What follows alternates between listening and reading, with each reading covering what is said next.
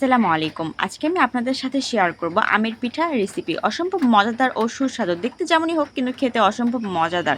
আমার তো অনেক ভালো লেগেছে এবং আপনাদের সাথে এজন্য শেয়ার করছি।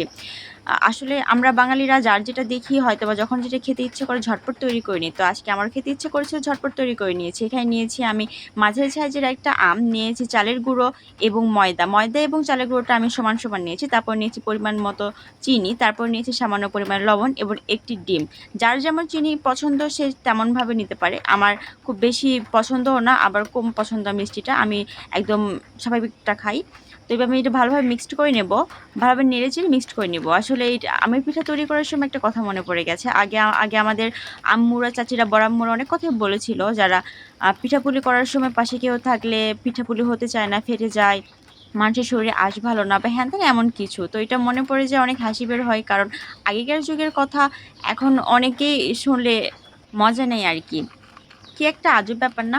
এখানে আমি নিয়েছি সামান্য পরিমাণের গরম পানি। পানিটা দিয়ে আমি ভালোভাবে ভালো মিক্সড করে নিয়েছি। দেখতেই পাচ্ছেন কতটা ঘন হয়ে গেছে।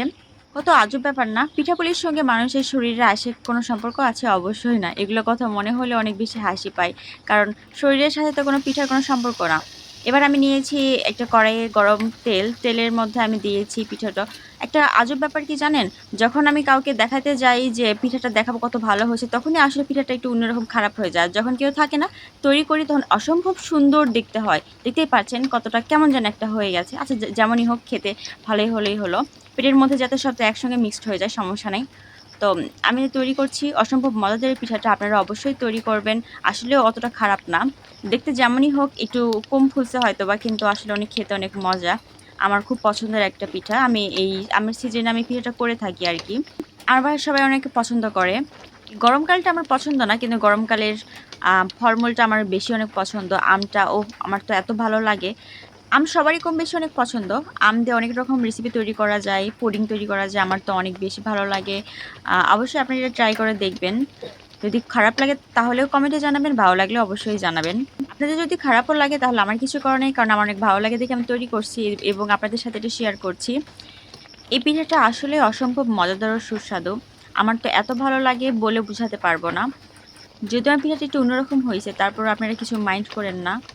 আমার রেসিপিগুলো যদি আপনার ভালো লেগে থাকে তাহলে অবশ্যই আমাকে লাইক, কমেন্ট এবং সাবস্ক্রাইব করবেন এবং আমার পাশে থাকবেন, অনেক, অনেক সাপোর্ট করবেন। দেখতেই পাচ্ছেন অসম্ভব সুন্দর হয়েছে। ভেতরে আমার পিঠাটার ভেতরে কিন্তু কোনো আটা, আটা ভাবটা নেই। অনেক সুন্দরভাবে আ হয়েছে আরকি। কোনোরকম আটা, আটা ভাবটা নেই। অনেক সুন্দর সবকিছু মিক্সড হয়ে গেছে। অনেক ভালোভাবে হয়েছে আরকি। অনেক মজাদার ও সুস্বাদু। আপনারা অবশ্যই এটা করে খাবেন।